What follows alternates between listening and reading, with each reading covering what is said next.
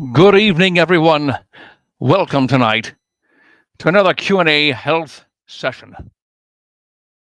If you have questions concerning your health from a Chinese perspective, you shall receive the Chinese medical answers to your questions.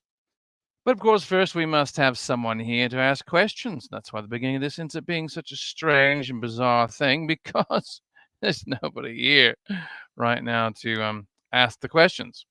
So I'm simply waiting. Also seeing if I'm showing up on any of my feeds. There I am. Hello, me. All right, folks, where are you? Come on. I need questions. Questions to your problems, your health issues. Because how I do this is I'm looking to have you ask a question, and then I end up feeling into the equation. Now, what does that mean? What does it mean when I feel into something?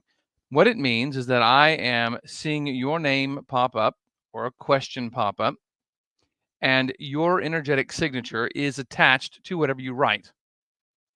And so upon seeing that question, I can then put my consciousness into your field, your body, and I can start to extract information from your organ systems to see what I'm feeling that might fit into an answer to your question. All right. But I first have to have someone ask a question about yourself, about someone else. That's fine as well. You can give me just the initials, the first name of the person, and I can tap into that. Anybody can do what I'm doing. This is not unique. I'm not in here going, oh, look, I'm Keith Coley. I'm so special. You need to bow down and worship me. No, not at all. What I'm saying is, I have trained myself to feel into a person's energetic field, their energetic infrastructure, that is the scaffolding for your organ systems, in order to detect what organ systems are deficient in energy, life force, so they're probably not operating the way they should, where they're stuck, they're not communicating to other organ systems. And so without having smooth flow of communication and energy and quantity and quality of energy, you have dysfunction. And so then I get to give you an idea of what I'm feeling that might match up to what you are having as a health crisis or a nagging issue. And if you'll hang on tight, I will treat you all at the end of this little broadcast. But as I said, first, I need someone to go, hey, Keith, I have a thing. I have a thing I need you to check out. I have a thing that isn't functioning in my life, whether it's physical, emotional, whatever it is.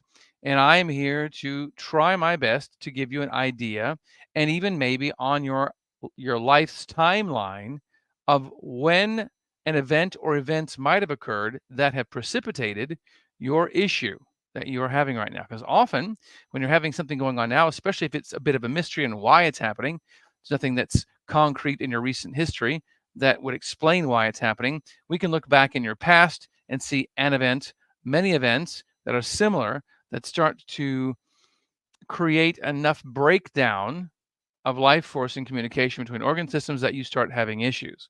But Keith, does this only to do with my physical body? As I've just said, it is your mental, your physical, your emotional issues. But, of course, that really isn't a thing. All this division between physical, mental, emotional isn't a thing.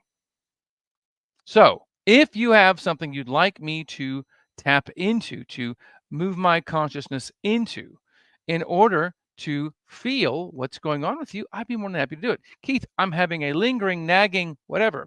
I'm having a current acute situation of this. That's what you post. That's what you type. I think some of you might be typing even right now as I'm waiting for you to answer me on my question for what you have going on. Otherwise, this gets really boring and I go on some monologue, which is not why I'm doing this broadcast. I don't want to do a monologue. I want to answer questions and then treat you all if you'll ask me a question. Slurp, slurp, glob, glob. Anybody, Bueller, someone, please give me a question. What do you have going on in your life? What is bothering you? What do you have? Chronic migraines, reproductive issues, nagging infections. Keith, I think I have long haul COVID. I'm not sure. Keith, I think I'm having issues being around people who've had the countermeasure, the countermeasure. I think it's affecting me. Do you think so? What organ systems do you think, Keith, are causing me problems? These are my symptoms. Anything like that. Keith, I feel like I can't leave my home because I have people who I encounter out in public, and I cannot stand being around most humans or being around the fluorescent lights in buildings. They drive me nuts. I feel like my nervous system is going to explode. I'm going to crawl out of my skin to have to be around people and around all those crazy lights and the EMFs, stuff like that. Folks, please, we're 5 minutes in. Someone ask me a question. I beg you. Still nothing, really. Not one question about your health issues. Well, that's disappointing. What's funny right now is my phone says, as I'm looking at my own feed, I have nobody watching. On my computer where I'm actually doing the StreamYard feed, it says I have 8 people watching. Which one is correct? I ask you, is anybody out there? A thumbs up, a heart, something to let me know that there's somebody there. Ah, thank you, Joey. Ah, well, my wife needs a hip replacement. Will she be able to do yard work? Well, wife. So there is wife. And so if you're giving me actual connection to a person here.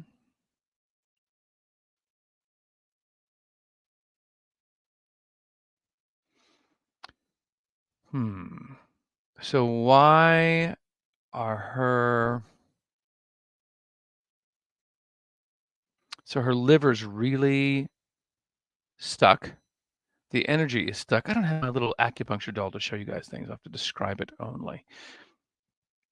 So a lot of times, what I've seen in clients, when there is an excessive hip wear, the joint, one over the other, often you'll have a contraction pattern, meaning you're going to have muscles contracting, pulling on the femur, maybe torquing the femur, not just pulling up and out, but torquing it. And over time, this creates an undue wear process in the hip. So it can happen from a couple of organ systems in particular, 3 really. Liver seems to be a primary, and then you have also the adrenals, and you have the kidneys. When the adrenals and kidneys are deficient, and they're deficient long enough, every organ system's connected to muscular patterns. And so in this case, the iliopsoas, which does connect up into the ribs, lower ribs, and down in the spine and down into the femur, that long top hip bone, it connects there. And when it starts to have issues, let's say it's the right hip, and that right adrenal and kidney start to have deficiency problems, then the contraction pattern of the iliopsoas starts to pull up on the femur and torque it.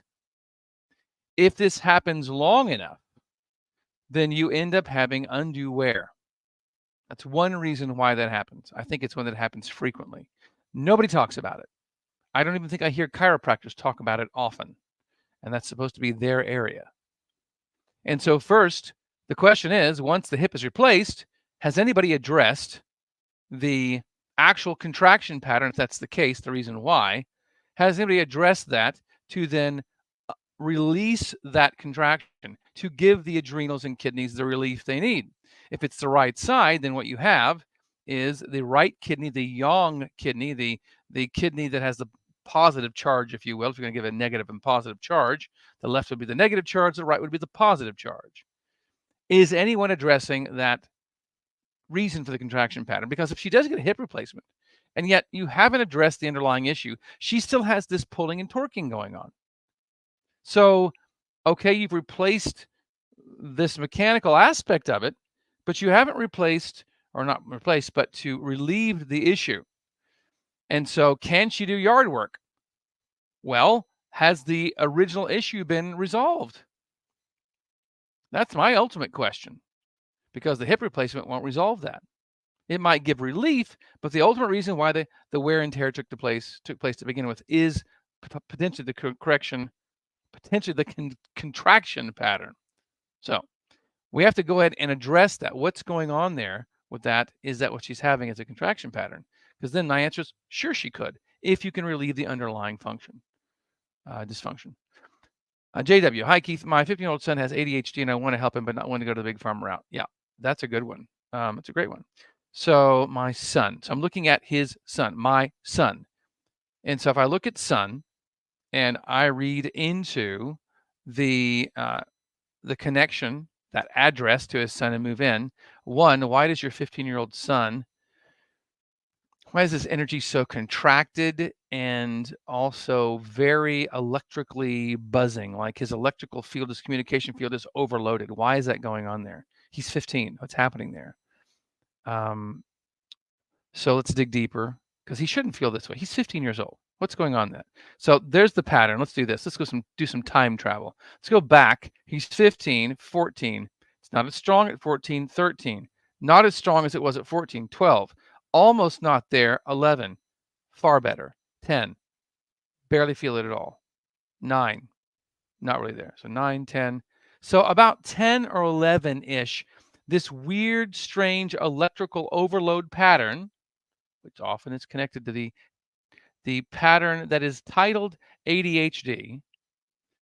What happened at age 10 or 11? What did he have going on that would have thrown him into this strange, contracted, overcharged electrical field? What's going on with that? Let's dive deeper into him there.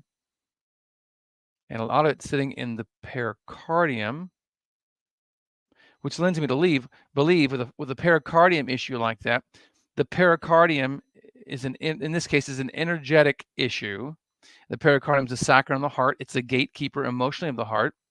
So how long has that been an issue? So that's about your connection to yourself and to other people. In fact, there's a point right here in the pericardium channel that's the inner frontier gates, and the opposite side of the wrist, it's called outer frontier gates. This is about how you connect to yourself, and this point is representative of how you connect to the world. So the pericardium is off. How long? Years? Less time than the other electrical field. So only about 4 or 5 months, maybe a half a year, is that pericardium off, but it's part of this issue. So I would love to know, how long have you noticed the ADHD pattern, and how is that playing out in life? What does that look like? I don't know that I would have been called hyperactive when I was in grade school and junior high even, but I would have been called attention deficit because I didn't like sitting in a seat all day long for 50 minutes from one class to the next, doing things that I found to be usually pretty darn boring. And I thought I had better things to do, more entertaining things to do, including reading other book material, you know? And so I would have been given that diagnosis of attention deficit. And they very much would have put me on drugs if I was at a time where that was a thing, but I'm too old. Back then, it was too long ago for them to do that as a solution. So how long has this been going on, JW? And what is going on with his electrical field? Why does he have that? Root canal. Ooh, ooh. Oh, good call, JW. Excellent call. Now I don't have that chart memorized, so I'm gonna leave my feed there and walk over here to the meridian chart because I don't remember. You think I would have these things tucked away in my head, but I really don't. But we're gonna look it up. Okay? That's such a great question. Image, meridian chart for teeth. There it is. Can I get one I can read is the question. Right kidney, bladder. Is this really true? Did we nail this? Is it right kidney? Yeah, right kidney or left kidney, bladder, uterus, prostate, rectum, anus, right kidney. Interesting. And left kidney, because it's the two front teeth. How interesting. Oh, that's so intriguing, is it not? So adrenals and kidney. So yeah, like what? So a root at 11. What do you think precipitated that? Did you have any reason? Was there teeth damage? The teeth, were they injured in an accident, and then the root was damaged and died? What was I'm curious about the feedback of why age 11 there's root canals done on 2 teeth, because root canals are a massive issue according to JW. He only has 1 kidney, his right. Oh, Did he lose the kidney through surgery, illness, or was it just no left kidney? It was congenital. This is a very intriguing situation here. Trampoline accident. Okay, so we've got some issues. So did the trampoline accident where's the trampoline accident in relation trampoline accident happens, then damage happens to the front 2 teeth. They don't recover, the roots don't, and then there's a root canal. What was the space between the accident and the root canal, and the left kidney wasn't there? All right. Oh my gosh, this is such an interesting situation. Um, this explains some things. So let me give you this background, and Natalie, I'll let me just throw to Natalie real fast, Jada, because there's easy. There is no best time of the day to do Pongu Shingon. You can do it any time of the day. I like it in the morning because it sets my day off right. I like to do it also before I go to bed because it sets my nighttime right. There's my answer for when's the best time.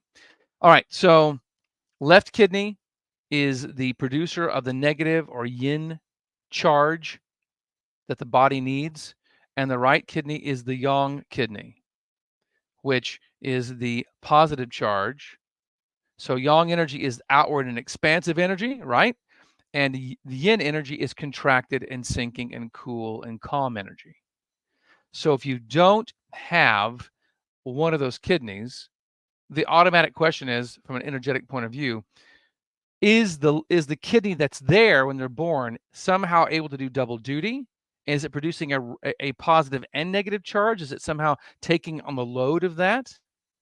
If that left kidney just never happened, there's no remnant of it at all, my suspicion is there's maybe some of that sharing of the responsibility going on by the one kidney for that positive negative charge, but I don't suspect in his case it's happening as well as it should be happening. So how do we deal with this? I think one of the best things to do, Natalie brought it up right there, not the time of day part, but the Pongu Shingon. So somebody in his situation to really change his whole energetic dynamic now and going forward in the future is to learn and exercise. And she mentioned it, Natalie did. She spelled it correctly and everything. It's awesome. Pongu Shengong. It's an exercise done daily to draw in yang and yin energy. That's what it's for. And so in this case, he's going to supplement if he'll do this exercise. And it would be helpful if one of you, an adult, did this with him. We do this with our son. He's 7. Otherwise, I don't think he'd just take it upon himself to do it every day. But we would do it every day with it. We do it every day with him. And what this does is allows him to supplement the energy his body isn't generating. He really could use this. And there's also Chinese herbal formulas that you and I can discuss off of this forum that he could be taking to help fortify that too. That ultimately builds the foundation for this ADHD type of an activity to change, but we have to change the foundation. So my suggestion is the quickest thing to do is to find a Chinese herbal formula that fits him. And I've got one in mind right here that maybe another one might be also good, and just takes those daily. And I can tell you where to get them. And then learn the Qigong form, but it's going to be one of you all, one of the parents learning it as well to, of course, do it with him and to reinforce that being done. Crucial. I mean, we're talking change the life of your son in a dramatic way from this point forward if you'll make it a way of life. But if you don't approach it in this angle, this perspective, this paradigm, I don't think you're going to get the results you're looking for him to have the fullest life possible, simply because we have to address the energetics. We have to. That's part of who we are, is bioenergetic. So thank you for bringing this to the table. Feel free to message me on Facebook here and say, hey, I spoke with you about this on your live forum, and can we go ahead and talk about that herbal formula? I'd love to talk to you about that. Just hit me up. Absolutely. Anastasia, your thoughts on getting a colonoscopy? I'm not crazy about the dye and other weird stuff they might put in. Any alternatives? Yes, don't do it. I can't tell you to do that. I am not a physician. I cannot tell you and give you any kind of medical advice. I can only tell you what I would do or not do. I have no plans ever in my life to ever get a colonoscopy. Okay. I believe that by diet, and I'll explain what I mean by that. By diet, And by Pongu Shingon, which you now know, there is no reason for me, because of how I eat and how much Pongu Shingon, how much Qigong I get in every day, for me to ever get any kind of scans for anything. I have zero plans for that. Because here's the thing, even if they found something, what am I going to do about it? What am I going to do? Let them do something? Hell no. They're not touching me. Outside of some type of emergency accident, like I fall off a house, I get hit by a car, I lose a limb, they need to put it back on again.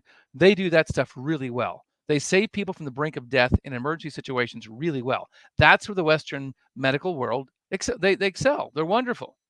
When it comes to chronic things or things that have built up over time that could be resolved, by actually addressing your health, they don't know what they're doing. They're atrocious overall. There's exceptions, but they're terrible. So I would never have one personally. And what I mean by diet is this: you have all been lied to about fiber in your diet. It's a gigantic, monstrous lie. It's a lie. You do not need fiber in your diet. Before we had agriculture and before we had even animal husbandry, of course, we were doing what? We were killing animals, we're hunting, killing them, and gathering what we could find in the plant world to eat. And there wasn't much unless it was fruiting time.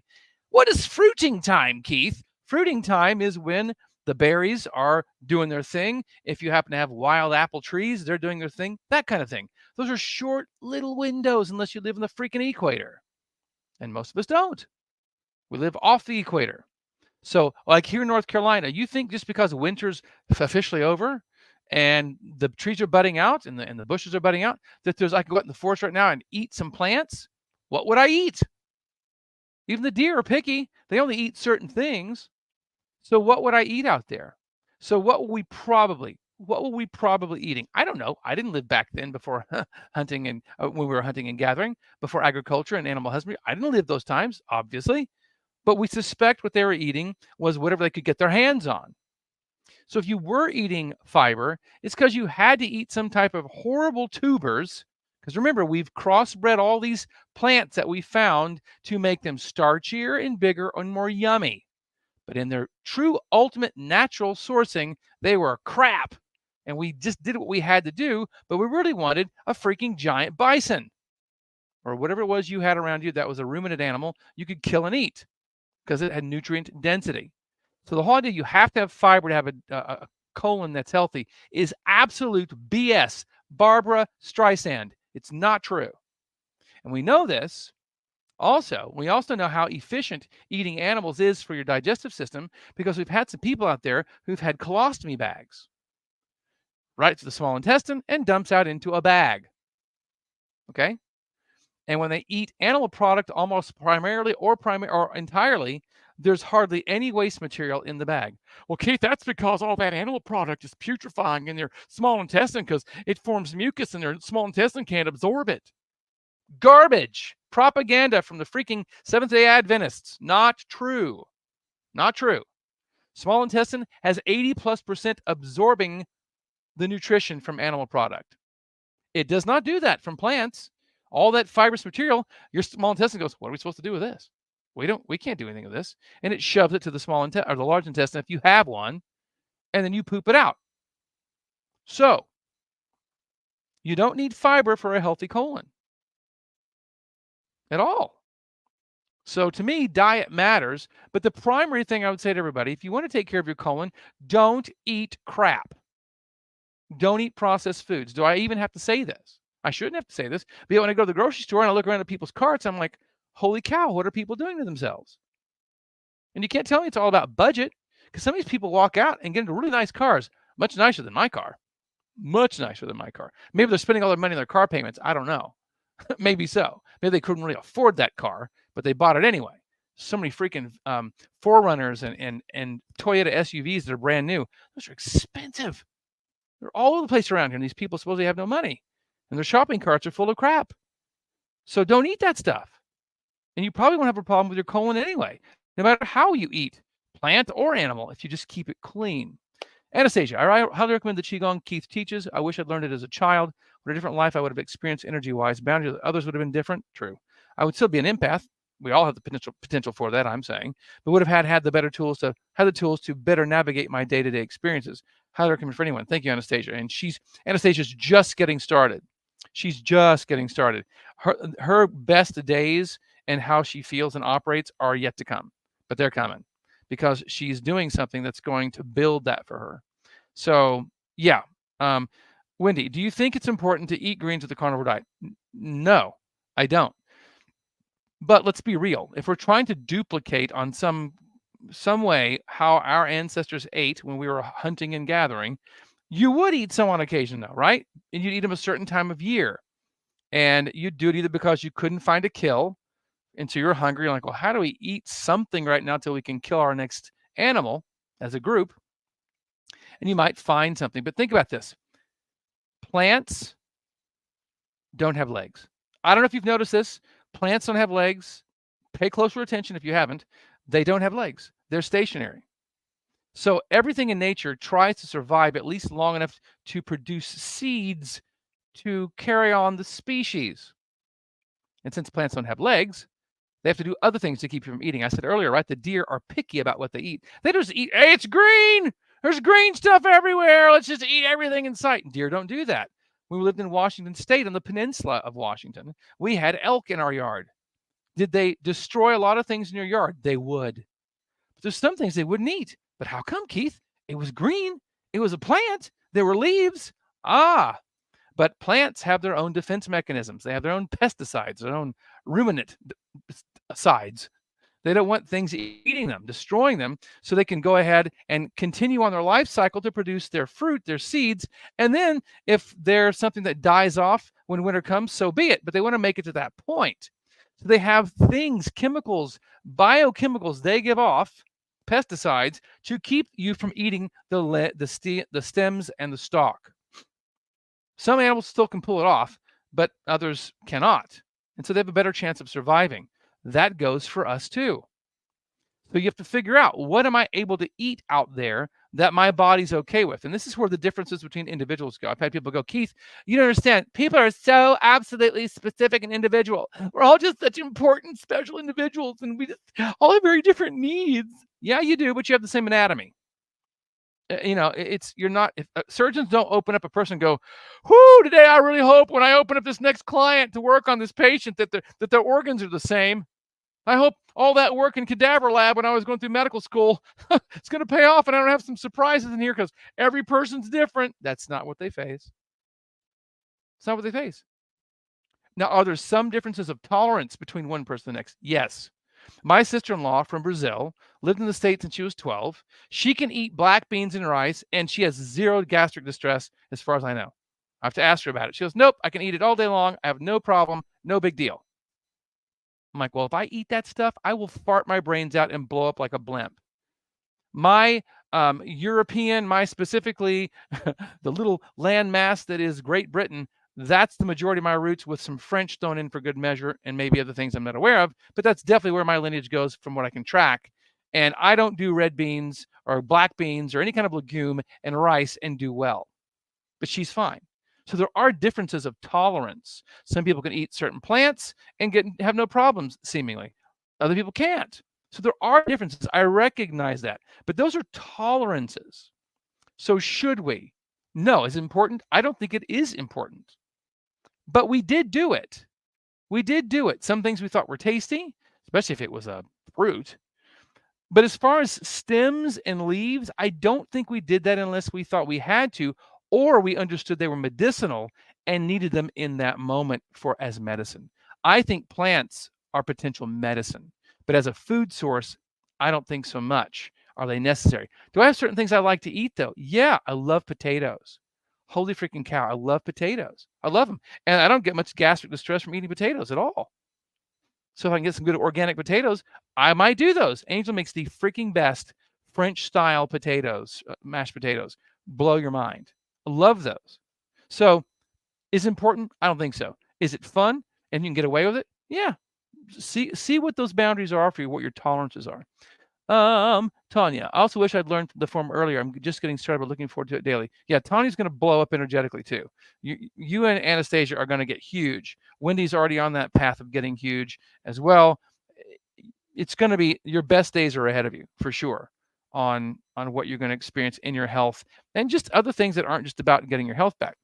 Anastasia, that was my thought. Thank you. Even the naturopath wants me to go get a colonoscopy and mammogram. I keep saying politely, no. It's a fun dance we're doing. Yeah, why would your naturopath ask you to go in there and put your breast into a machine so it can squash your breast? Why not? Why not? If anything, why not say, "Hey, I know a thermography place and a great thermographer, a person who can read thermography, and I really want you to go in there. I think and to find the hot spots, find the spots that the mammogram would never find, the colonoscopy might miss, but the thermography scan could pick up on. It's not invasive. Nothing's getting squished. You get cold for a while as you're standing basically naked, you know, more or less. But overall, no harm, no foul on a thermography scan. So as a naturopath, what the heck? What gives? Why not ask, hey, go get a thermography scan, if anything? That's to me, that's not a big deal. So anyway, that's my thought on that one. Because he doesn't know what I know exactly. Thermography is really good, but just a bit mainstream. Yeah, and again, I made this statement today in class. If we're going to really have a new healthcare system, we have got to stop just going, well, I don't do pharmacology, but I've replaced pharmacology with herbs and supplements, vitamins, minerals, blah, blah, blah. And I just use them exactly as I would, as you would drugs. All the same scans, everything else. We're just going to slip in these things as the treatment. It's not the worst plan in the world. It's certainly better in a lot of ways than giving them drugs. But we're not understanding bioenergetics. That's why I said in class today, if we're going to change this whole telemedicine thing, which is where things seem to be going, then we need to have people, these consultants, who understand bioenergetics, who understand Chinese herbology, Eastern herbology, understand that each herb works in a certain way. It's creating more heat or creating more cool, draining heat.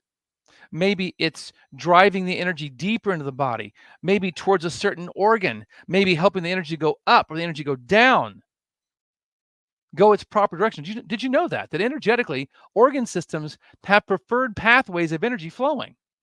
Your spleen energy should be an up type of a movement because it holds things in place. Prolapse is a lot of it is your spleen becoming tired and deficient energetically. It can no longer hold the organs into place. I don't know if you've noticed, ladies, I don't know this by experience, obviously, but if you've had babies, it's tiring. And then you have to take care of the babies once they're out. And so that depletes the spleen, and then breastfeeding, more depletion. So what do you do about that? How do you keep your spleen from losing its way and becoming extremely deficient? You have stomach chi. Stomach energy goes down. You swallow something, and the stomach energy causes all this contraction along the esophagus to move the food particles into the stomach. Even if you're on a teeter-totter, I'm not sure kids know what teeter-totters are anymore, and your head's here, and your feet are here, and you swallow something, it still will work its way into the stomach because of the energy moving in that direction. So Chinese herbology recognizes that energy moves in certain directions depending on which organ system it's affiliated with. And it helps to promote that when it's not happening. When energy in the stomach goes up, it's called rebellious stomach energy. I'm burping. Why am I burping so much? I've got acid reflux. I'm vomiting. What's going on with that? Why do I have rebellious stomach energy? What herbal formulas working in a synergistic effect can cause this dynamic of dysfunction to be better, to correct itself? Western herbology, as I told you in class today, juvenile. They're children. They don't understand any of what I've just told you. It's just such a basic level. And this is what's passing for the replacement for Western medicine, for telemedicine, is to give people herbology based on a bunch of kindergartners' understanding of herbology. What are we doing? We've got to take advantage of where people have excellence and genius and mastery and put all this together and into a new healthcare system that recognizes biochemistry and bioenergetics. They're both important. The energetic structure, I would argue, is there first. That's the infrastructure inside of your mother's womb as the egg and sperm come together, and we have this big blowing up, this explosion of life and cellular division. You have all this energetic infrastructure for then the physicality to build out upon. So when something's already physical, yes, addressing it physically can be helpful, but it's already done. I have cancer. Well, then that energetic dysfunctional state played itself out to the end result of this. So then what do we do about cancer? We work on it physically if we need to, and we definitely work on the energetics to get it back into a proper energetic structure so the body goes, whoa, time out. What were we doing over here in the liver? This is not what's supposed to be going on here. We weren't monitoring things and making sure things were happening like they should. We didn't have the materials, the raw materials, the energetic wherewithal to make it happen. We need to change the infrastructure back to where it belongs so the body recognizes what's supposed to be there and not, and start correcting it and bringing harmony to the liver, as an example. See? Bioenergetics. I'm taking these herbal formulas to help correct the biochemistry and the energy. And maybe you've got a device. Maybe you've got a Qigong practice. You should. To correct the zone that the organ system sits in, its environment. This is about terrain. Your health is about terrain. And I'm seeing some larger companies popped up out there who are trying to step into the gap that's been left by the absolute nightmare of allopathic medicine, which has become very clear in the last 4 years, especially if you didn't notice before that. And they're trying to step in and say, hey, look, we're trying to fill the gap and give you something that's actually about health. Applause for trying. But I'm watching what you're offering, and I can tell you don't have your stuff together yet. You don't know what you're doing. It's not a whole picture. Again, I applaud you for trying, but you need somebody in there to help direct some traffic on the bioenergetic side. You need a director or directors, depending on the size of your company, and they're going, look, we need these people in place as telemedicine advisors, consultants who know Chinese herbology, who know bioenergetics, who know homeopathy, who know how to use devices to actually apply them by the client to create true change, to teach them through online classwork that anyone can log into and learn things like Pongu Shingon so they can add that to their empowerment of their own health and not be so dependent on everybody else to do things for them, to take initiative, to and have mastery over your own health. That's the true future of telemedicine. But I don't see anybody doing it. If anybody wants to hire me as your consultant over your bioenergetics department, let me know. Because with my skills of being able to feel what's going on with clients and whether a modality is working or not, someone like me would be a good addition to help you open that up in your company and really start to flesh this whole idea of holistic healthcare out. And it is going to go telemedicine. People going to a brick and mortar, it's always going to happen to some degree, I think, but it's a lot of people are not going to do it, and they're going to want telemedicine. Do you know how to do that? Do you have the background of people working for you to make that happen? Food for thought. Anybody else have something they want to talk about on their health? 7:38. I certainly don't mind starting to treat people right now. I'm doing this obviously out of a different room today and not down in my office. We have company here. Those lovely folks are using that office as a guest bedroom. So I'm in another bedroom upstairs, and I'm going to be making all kinds of noises treating you all. And I'm sure now that everybody's home, I can hear them. Like, he's making the noises again. So, Anastasia, can't wait to blow up energetically speaking. The best is yet to come. Such awesome news. My acupuncturist gave me some amazing herbs recently. I agree. Chinese herbs and medicine have nothing on the Western herbs. Yeah, it's Western herbology. It's just, look, it's new. It's new. That's the issue. You know, it's they know what they know because this is all they know because it's new. Chinese herbology is thousands of years old. It should be better. It should be more complex. It should be more complete because it's older. There's wisdom there. We're not old enough to have wisdom. We're brand new. We're a bunch of teenagers at best in our understanding in this culture. And so educate these people with Chinese herbology paradigm and then put them in place to help be consultants for people. And you're going to change everything in how herbology works. That's what we've got to do. I'm not a master of Chinese herbology because I didn't put my focus in that area. I went more about the actual Qigong energetics part of it, and my needling was pretty good too. and I know enough herbology to make me dangerous. But I also, this is what I can do. I don't use my mind only to match an herbal formula up to the client. I feel the organ systems off in the client. I know this formula obviously is addressing these organs, but then there's multiple formulas often for organ system dysfunction. Which one do you choose?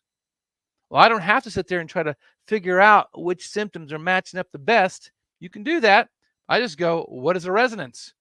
Here's the client. Here's the herbal formulas. There's 5 of them. Which one of these? It's number 4. 4 is the best match to bring harmony to the dynamic. There's your herbal formula. That's how I do herbs. Most don't do it that way. But that's how I do everything. But a lot of them are really intelligent, much smarter about the herbology than I am, and they figure it out. They recognize the patterns and they match it, and they're really, really good at it. That's fine. I don't work that way because I don't have that background of memorization of herbology. Mine's enough to go, these are the options, and this is the one that matches energetically. Match, take it. But most don't work that way. You don't have to have them work the way I do. As long as they know how to get the match right, it doesn't matter. I'm looking for other things here. Anybody else? Anybody else before I start treating at 7:41? I have a group treatment, a private group treatment on Zoom at 9 p.m. Anybody else? I'll give you like 15 seconds here. And then I'm going to start treating those of you who are here to watch. It says 31 of you are here on my computer that's actually firing out the feed. And then you look over here onto the phone and it says there's 6. Could somebody please explain to me why the computer says there's 31 where I'm actually broadcasting live? I'm a StreamYard, and yet on my phone it shows 6 people. Wendy had a question about her mom. Did you answer it? Oh, sorry, Wendy. Backing up.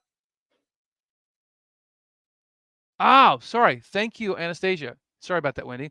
My mom has dementia. Can I teach her the moving form? No.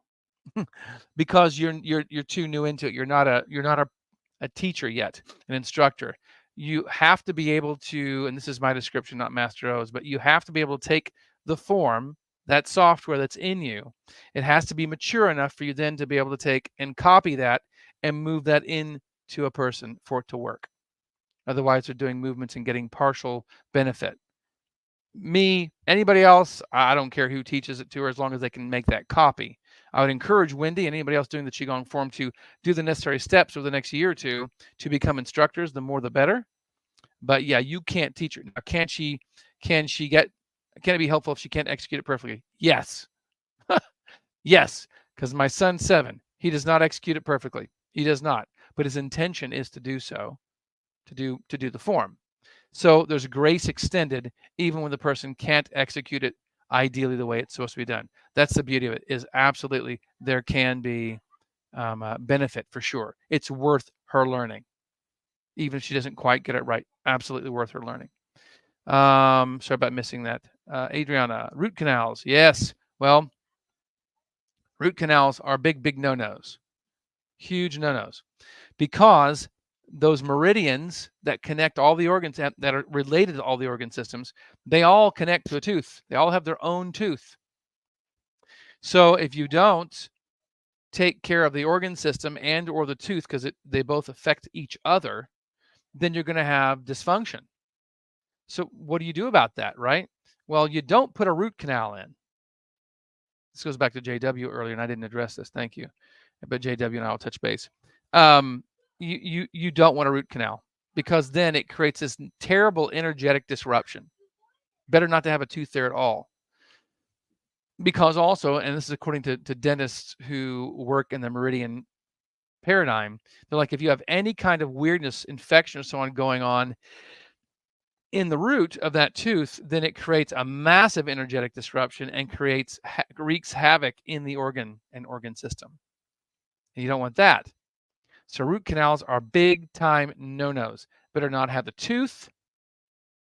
It'd be really rough right to have your teeth in the front and you're missing your front teeth forever.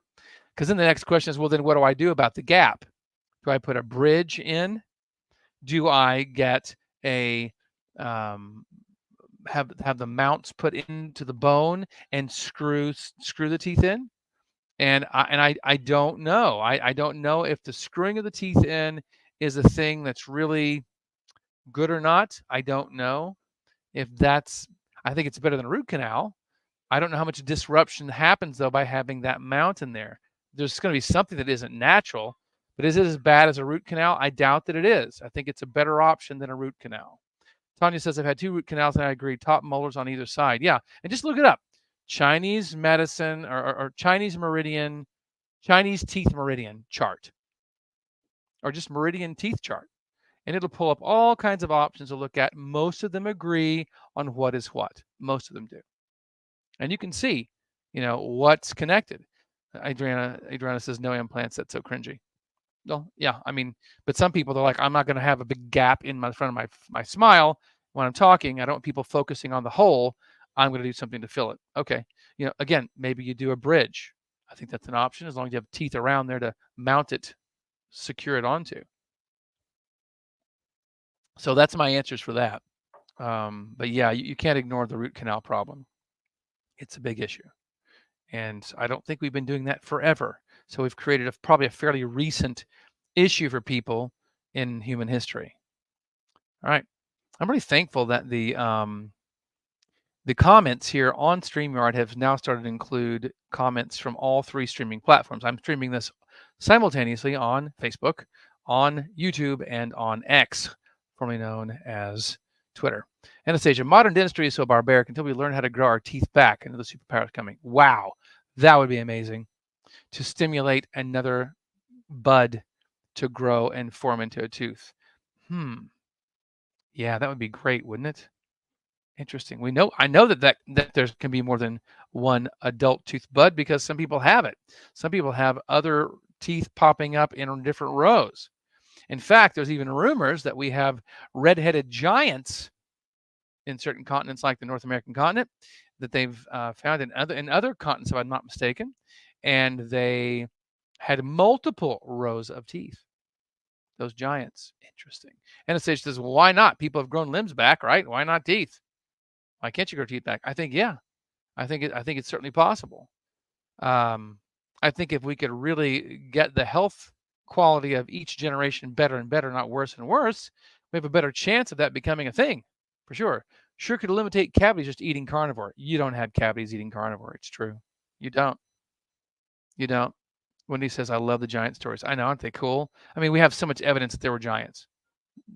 To say that it never happened now, every major culture that has written history has some history about giants somewhere in their folklore. We call it folklore, their history. It's everywhere. There's skeletons that have been found. Hard to trust anything you see online now because people just fake all of the stuff, or a lot of the stuff, and you don't know for sure. Still looks kind of funky to me when they fake it, but there's been stuff that's not faked. And what are those? Who were those people? Can't deny that stuff. That's why when I talk about human history and eating and food, I'm like, look, I don't know what we did. I don't know what happened 200 years ago. I don't know what happened before my lifetime. Let's be real. Unless I have somebody alive saying, this is what I've seen, who's older than me. Beyond that, we don't know. But Keith, people have written it down. Yeah, well. Writings, okay. There's pictures of sex. There's pictures, Keith. There's pictures. We've got old pictures. That I'll believe more than the writings. That I'll believe more than the writings. But I'm just one of those people. I'm so skeptical now. Well, it's in a holy book. Do you know the people who wrote that book? Do you know somebody who knew the person who wrote that book? If you don't, it's a book. But it says that it's holy and it says it's pure and pristine and God breathed. And I'm like, yep, it does say that. And that's as much as you know. And the rest of it is on what you believe, not your experience, more than likely. And that's how I handle all this stuff. If I'm not there and I didn't see it, I don't know. I can have suspicions, I can have ideas, but I don't know. That's it, which means I don't know a lot of much of anything. All right, anybody else? Anybody else before I treat you guys? Because what I'm going to do first is I don't know what's right. I don't know whether there's 29 of you right now or 4. Who knows? I hope it's more like 29 and not 4. But I'm going to treat whoever's here, and my intention is whoever's watching this live or in recording, you will be affected by the treatment. People are like, well, Keith, are the recordings just as effective and powerful as you doing it live? No, but they are effective.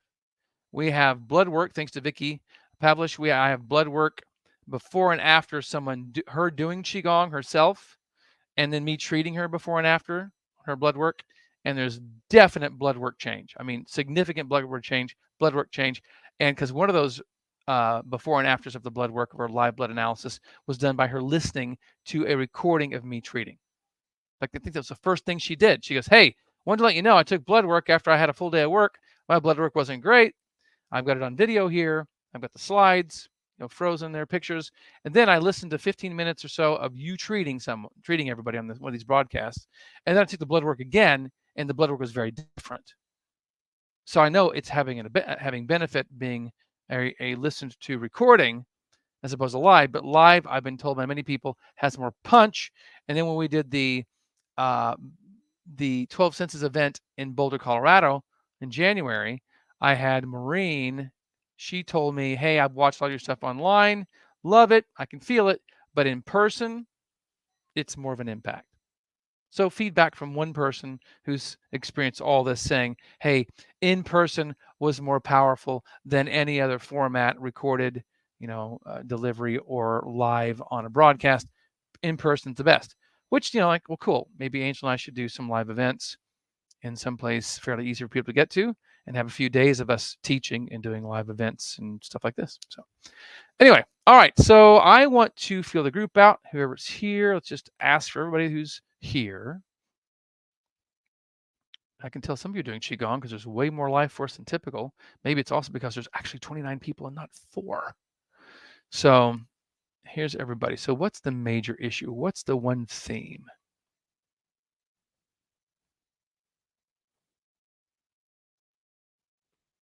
Well, the mental field of this group as a whole is very active, but we're interacting. It should be active. You're listening to me, you're thinking about things, I'm spurring thoughts, and you're sometimes commenting with your thoughts. And so the mental field should be active, but it's really active. Really, hello, Monty, really, really active. So there's that. I mean, really active. Whoa, it just keeps screaming at me. We're thinking a whole lot. We're doing lots of thinking. The hamsters are spinning on the wheel a lot. I feel that. So let's take that pattern. I mean, when I kind of hold on and connect with my right hand, just like I want to touch the pattern, my arm starts to have this weird electrical current and an ache. That's your mental pattern. That's how much you guys are thinking, not just here in this session, but in general. Your brains are whirling. You're probably thinking, the eclipse is coming. What's going to happen? Why'd that bridge get hit by that boat? Would the whole bridge have fallen just by that boat hitting the one pillar? Does that make sense? Were there explosions along that bridge? Were there charges planted? Did I see that in a video? Was that real? Were there birds flying towards the bridge and then they just disappeared? I think I saw a video about that, didn't I? What's going on with that? Why were Biden and Obama and Clinton all together? Were they conspiring or just knocking back some drinks? I don't know. You guys are thinking, right? Oh man, my hand, what the heck? So we have contact here. Jeez, oh Petey. So watch, feel. So here's the pattern. If that pattern was just different, what would it feel like? Anastasia, stop telling the truth. I'm just asking questions, Anastasia. Asking questions. A little shift. Oh, not nearly as much as I wanted on that one. Just asking a question. So here's the pattern. Mental field. Is this connected to underlying emotions, driving the thoughts?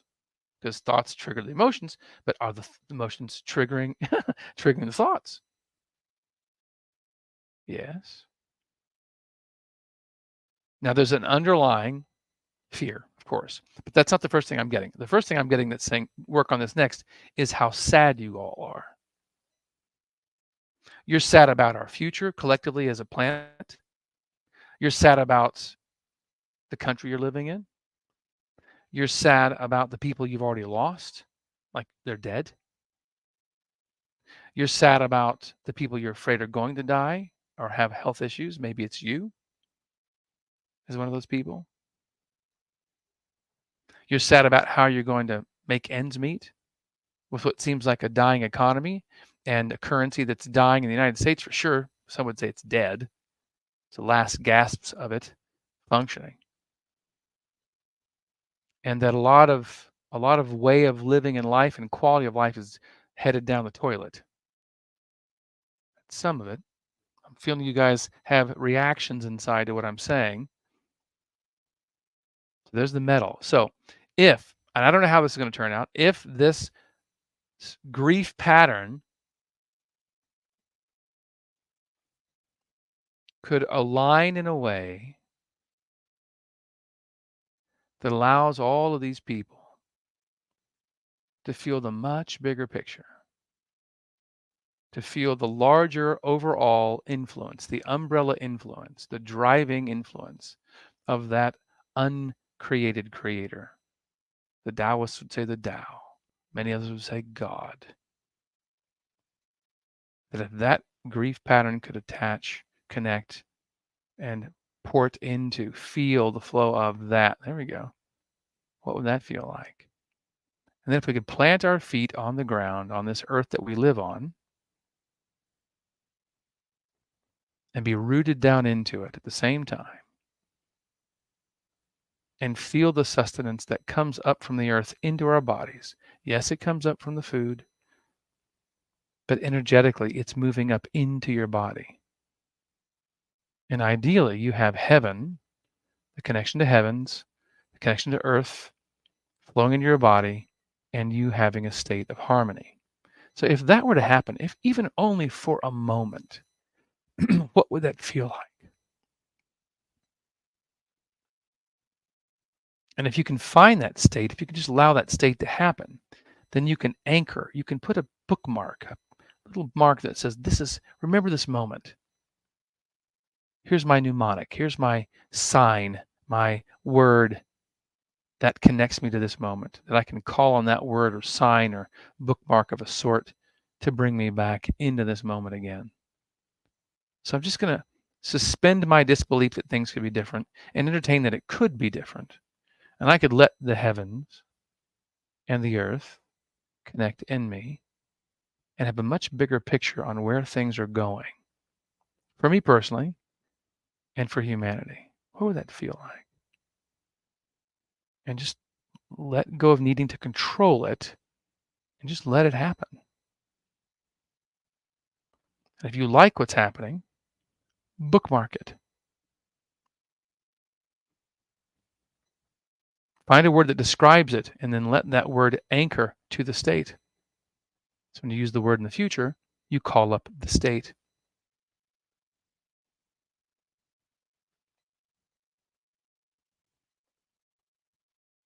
I'm just feeling that it's better. Do some of you feel that? Do you feel how that's different? At least for the moment, it's different. And how so much of what we're experiencing, we're creating it. But Keith, bad things have happened. Yeah, I know. But in this moment, those things probably aren't happening. In this moment. In this moment.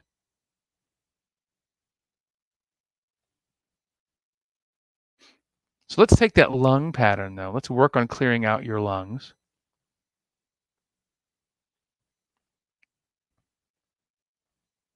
And it would be the first tool. It would be the very shrill shushing sound that's feeling like it's the one to use for this. So here we go. My house is going to love this.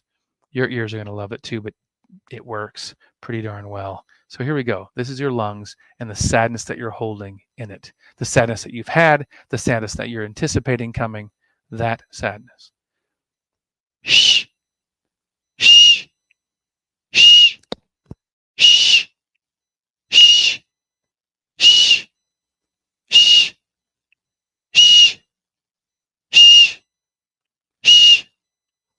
shh, shh, shh.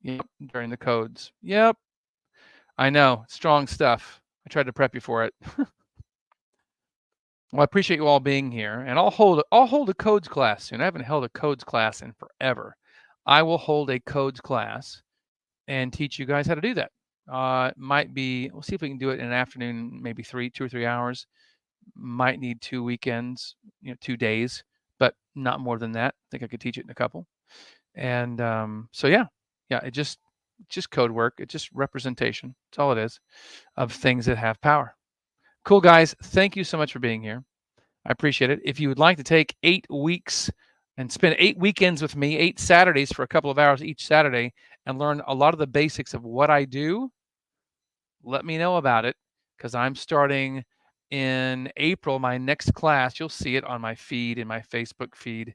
But I believe the next class starts on the 27th of April, and it'll be 8 weeks, 8 Saturdays in a row, unless we have something interrupt that flow, but 8 Saturdays of me teaching you how to do what I do. And Anastasia can tell you, and where did Wendy go? Yep, that they're treating clients right now and having amazing results. The clients are feeling exactly powerful things moving in their bodies with our students, with my students treating them. Students are treating the client, not me. So 8 weeks, you can become freaking amazing. Anastasia, love the class. It's amazing work. There you go. Thank you, Maria, for being here. Tanya, everybody, Wendy, and I will see you all so soon. Goodbye.